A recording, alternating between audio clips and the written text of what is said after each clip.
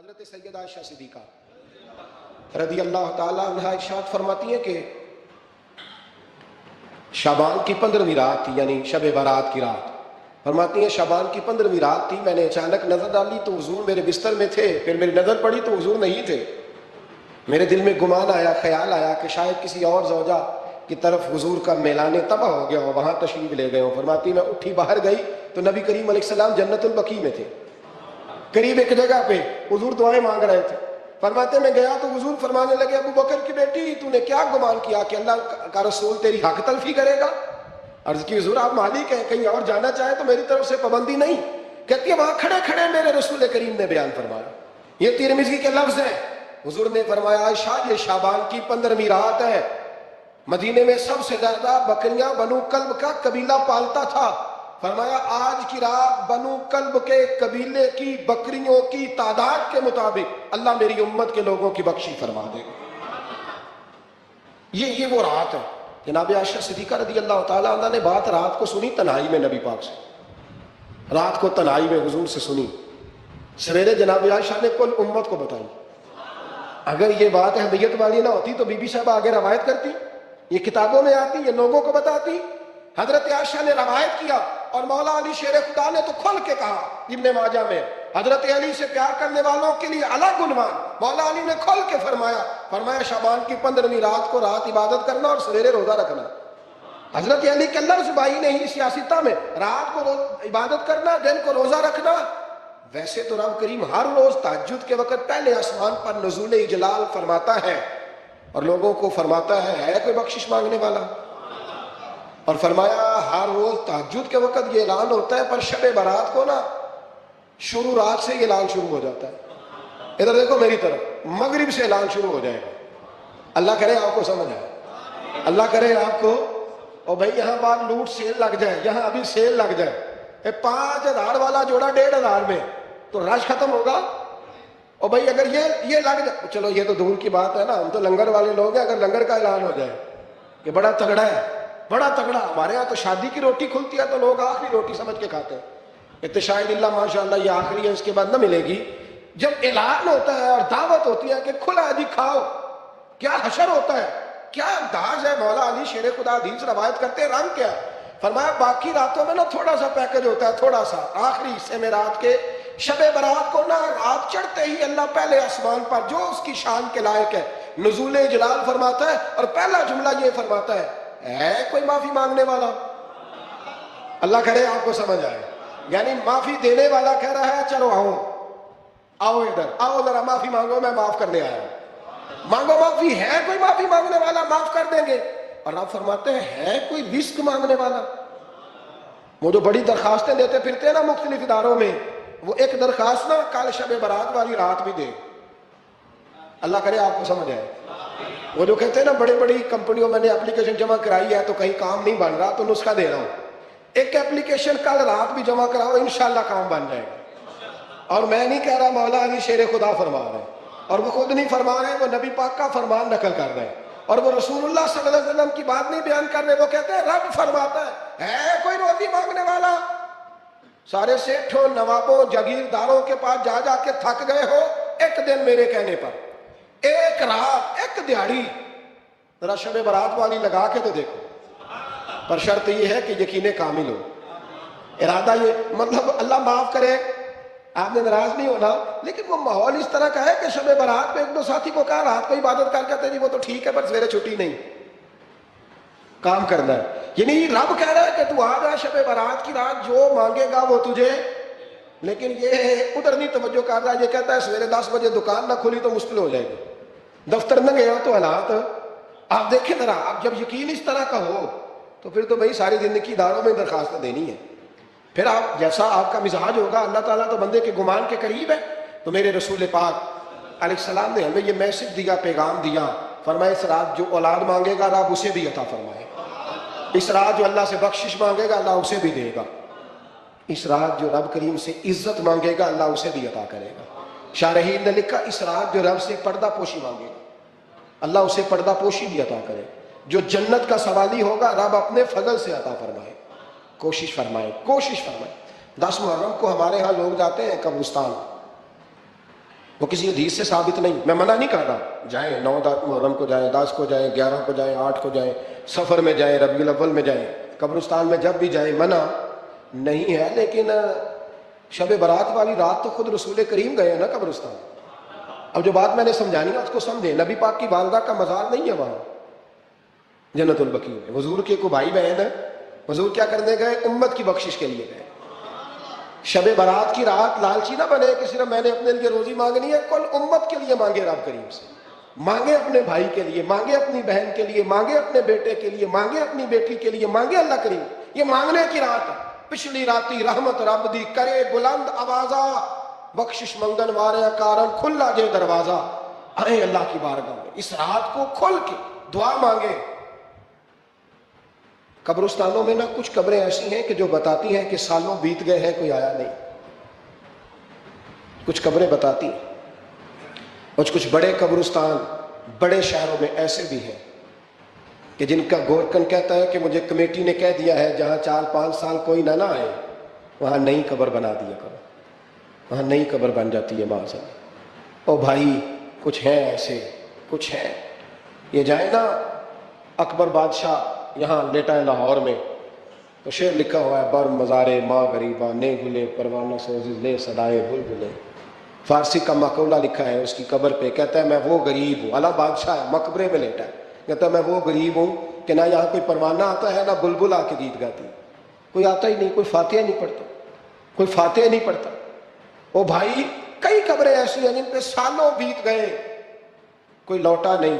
اور مشکات میں حدیث ہے، میرے نبی کریم علیہ السلام نے فرمایا جو قبر میں ہوتا ہے وہ تو اس آدمی کی طرح ہے جو دریا میں ڈوب رہا ہے اور وہ انتظار کر رہا ہے کہ میرا بیٹا میرے لیے دعا مانگے، میری بیٹی دعا مانگے. پر بیٹے کو تو 27 سال ہو گئے، ملک سے باہر ہے. کاغذ بنے گے تو ابے کی قبر پہ آئے گا نا، اس کے تو کاغذات ہی نہیں مکمل ہو. وہ بیٹے کو تو مشکل ہے بڑی، وہ تو کاغذات نہیں بن رہے. وہ تو دولت کا مطالبہ پورا ہوگا تو جبھی وہ کام ہوگا نا. انتظار ہو رہا ہے قبروں میں میرا بیٹا دعا کرے، میرا بھائی دعا کرے. اور اگر بچہ دفن ہے تو وہ کہتا ہے میری ماں دعا کرے، میرا باپ دعا کرے. کوشش کریں شب برات بعد از مغرب یہ رواج پیدا کریں. یہ رسول اللہ کا طریقہ ہے صلی اللہ علیہ وسلم.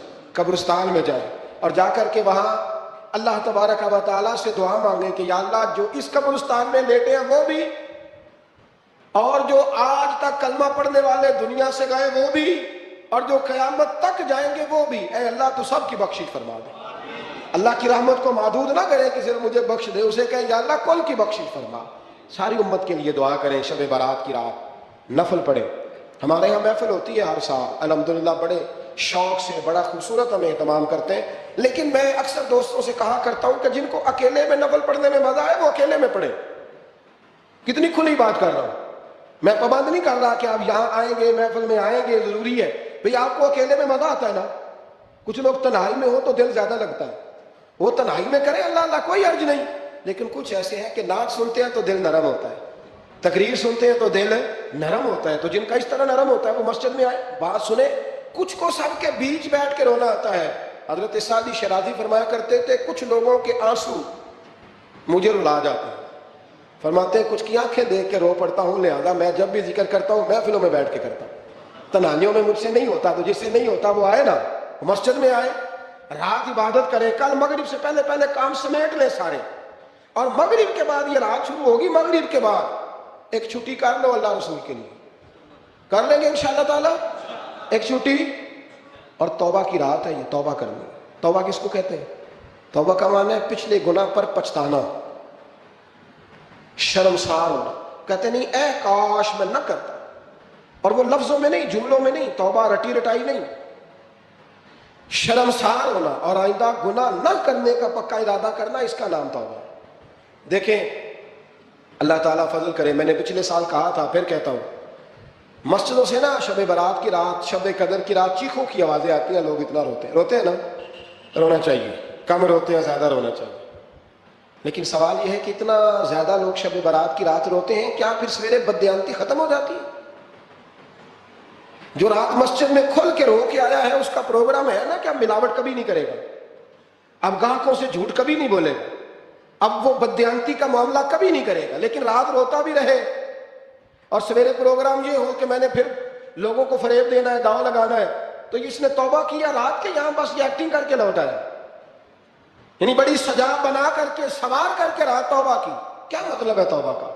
کہ توبہ آپ نے کی. حضرت حسن بصری سے کسی نے کہا توبہ کیا ہے؟ فرمانے لگے توبہ یہ ہے کہ جس گلی سے رب نے تجھے منع کیا ہے دوبارہ پھر تو اس گلی میں نظر نہ آئے، تو نظر ہی نہ آئے، اور جس جگہ جانے کا رب نے تجھے حکم دیا ہے پھر تو دوبارہ وہاں سے غیر حاضر نہ ہو. اگر یہ پروگرام ہی نہیں، ارادہ ہی نہیں. بچے ایک دو مجھے کہنے لگے کل اللہ صاحب توبہ کے موضوع پر ہم نے گفتگو کرنی ہے تو کوئی باپ بتائے کہاں پہ ہے. کچھ بچے شاگرد ہیں، کچھ مسجد و مجمع پڑھاتے ہیں. ایک نے مجھ سے کہا، تو میں نے کہا بیٹے پہلے مسجد میں جاؤ، 2 نفل پڑھو، توبہ کرو، توبہ کا ارادہ بناؤ. یہ رسم نہیں ہے. وہ نعت خان تو توبہ کر لینا جو شب برات کے دن لوگوں کو توبہ کرانے آیا ہے اور 25,000 کا سودا کر کے آیا ہے. تو آج اس کام سے تو توبہ کرنا، یہ نوٹ پھکوانے سے تو توبہ کرنا. یہ رسم ہے. ساری رات توبہ توبہ توبہ توبہ، یہ کیا معنی ہے اس کا؟ کیا مطلب کرے؟ امام غزالی فرماتے ہیں کہ ایک آدمی بادشاہ کا گارڈ تھا، سپاہی تھا، اس کا پہرے دار تھا، نگرانی کرتا تھا، بڑی وفاداری سے نوکری کرتا رہا. بادشاہ نے اسے تنخواہ کے علاوہ بھی بڑا نوازا، بڑا نوازا، بڑا نوازا. اسے بادشاہ نے بڑے الاؤنسز دیے، بادشاہ نے بڑا کچھ دیا، مکان دیا. کچھ سالوں کے بعد بادشاہ کو پتا چلا کہ یہ میرے لیے نہیں آتا تھا، اس کی تو میری کنیز پر نظر تھی. اس نے تو رات کی ڈیوٹی اس لیے لگوائی تھی کہ کنیز پر نظر تھی. تو امام فرماتے ہیں کہ بتاؤ پھر وہ بادشاہ اس کے ساتھ کیا سلوک کرے گا؟ وہ کیا سلوک کرے گا؟ تو لوگ کہنے لگے حضور لگتا یہ ہے کہ وہ نا 4-5 حصوں میں کاٹ کے تو کتوں کے آگے پھینکے گا. آپ فرمانے لگے میرا رب تو بڑا ہی کریم ہے، وہ تو ایسے نہیں کرتا. لیکن بتلاؤ اگر اسے پتا چلے کہ یہ رسم کے لیے آیا ہے، اس کی تو نظر ہی مال پہ ہے، یہ تو سویرے بدلے گا نہیں، یہ تو دھوکہ دے رہا ہے، یہ تو توبہ کرنے آیا ہی نہیں، اس نے تو ڈھونگ رچایا ہے، اسے تو پہلے سے خبر ہے. تو پھر تم کیا امید رکھتے ہو؟ پھر کیا رویہ رکھتے ہو؟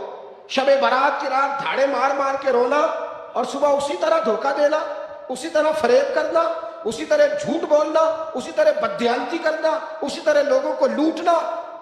تو یہ رسم نہیں ہے توبہ. توبہ تو بدل جانے کا نام ہے، توبہ تو پھر سنور جانے کا نام ہے.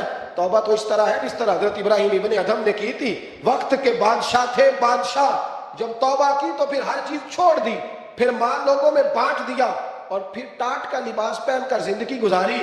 لوگوں نے کہا حضور یہ تبدیلی ہے. فرمایا تبدیلی نہیں، یہ میری توبہ ہے، یہ میری توبہ ہے. جب توبہ کی تو پھر بدل کے کی، جب توبہ کی تو پھر تبدیل کی آپ نے. یہ کیا توبہ ہوئی؟ ساری رات روتے رہے، سویرے دکان پہ جا کے پھر قسم اٹھائی کہ مجھے تو پڑتا ہی 11,000 کا. یہ توبہ ہے؟ تو آپ نے اور میں نے توبہ کرنی ہے تو انشاءاللہ تعالیٰ اس طرح کرنی ہے کہ پھر 15ویں شعبان کو بدل جائے. یہ جو موقع آتے ہیں نا شب برات کے، شب قدر کے، یہ بنیادی طور پر اللہ تعالیٰ کی طرف سے دی ہوا موقع ہوتا ہے کہ چلو تمہیں چانس دیتے ہیں، تمہیں چانس دیتے ہیں. پابندی کوئی نہیں، لیکن رب کی طرف سے نا موقع ملتا ہے، چلو تمہیں ایک موقع دیتے ہیں، چلو اپنے آپ کو کلیئر کر لو، تمہیں موقع دیتے ہیں. یا اللہ کیا کرے؟ کچھ بھی نہیں، آ کے نا سچے دل سے 2 رکعتیں پڑھ کے توبہ کرو، عرش کا مالک پچھلے سارے معاف کر دے. کچھ بھی نہیں، آؤ موقع ہے. ان لوگوں کی باتوں پہ نہ جائیں جو بلا وجہ پریشان کرتے ہیں. ہمیں بھی روز ہی سوال آتے ہیں، دل نہیں کرتا، کچھ باتیں ایسی ہیں جو کرنے کو طبیعت نہیں چاہتی، میں کروں گا بھی نہیں. لوگوں کو شب برات کا حوالہ بھی نہیں مل رہا، حالانکہ ترمذی شریف میں حدیث موجود ہے، سیاہ ستہ کی روایت ہے، ترمذی میں موجود ہے. پہلے کہتے ہیں سیاہ ستہ سے دکھاؤ، جب سیاہ ستہ سے مل گئی تو آپ اور کدھر جانا ہے. اور ابن ماجہ میں موجود ہے مولا علی کی روایت. اور ذرا ترتیب دیکھیے گا، یہ ترمذی کی حدیث ہے. امام ترمذی نے تو پورا باب باندھا ہے 15ویں شعبان پر، پورا باب. اب تمہاری مرضی ہے اگر تم نہیں بات کو سمجھنا چاہتے. اور مجھے پتا کیوں یہ شب برات کیا لگتا ہے، مجھے کبھی کبھی یوں لگتا ہے کہ رب فرماتا ہے کہ رمضان سے 15 دن پہلے ہی پکی سچی توبہ کر لیں، تیاری کر، پاک صاف ہو جا، تاکہ جب رمضان آئے نا تو پھر تجھے پاک ہونے کی ضرورت نہ پڑے. بس پھر تو آتا جائے اور میں تیرے اوپر رحمتیں نچھاور کرتا جاؤں. بس تو پہلے ہی تیاری کر، 15 دن پہلے، 14 دن پہلے تیار ہو جا. کل رات اپنے آپ کو ذہنی طور پر تیار کریں، بچوں کو تیار کریں، گھروں کو تیار کریں. اب جب مہمان آتے ہیں نا بڑا کچھ کرتے ہیں، شب برات آئے تو مصلے ایک دفعہ دھویا کریں، ایک دفعہ مصلے دھویا کریں.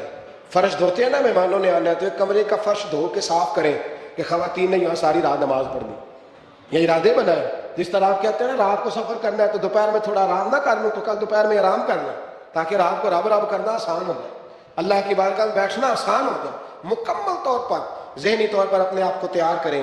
یہاں بھی محفل ہوگی انشاءاللہ. عشاء کے متصل بعد شروع ہو جائے گی, 12 بجے تک محفل چلے, پھر 12 بجے کے بعد نماز تسبیح پڑھی جائے, پھر 1 بجے پھر دوبارہ آپ کو اجازت دی جائے گی. کوئی انفرادی طور پر گھنٹہ سوا اپنی الگ سے کوئی عبادت کرنا چاہے تو وہ تب بھی ممکن ہو, جیسے آپ کو موقع بنے. میں کہہ چکا ہوں, لیکن وقت ضائع نہ کرنا, گولڈن چانس ہے, اس کو مس نہ کرنا. یہ شب نجات ہے, اس کے ضرور قریب جانا. رب کریم سمجھنے کی توفیق عطا فرمائے. آخر دعوانا ان الحمدللہ.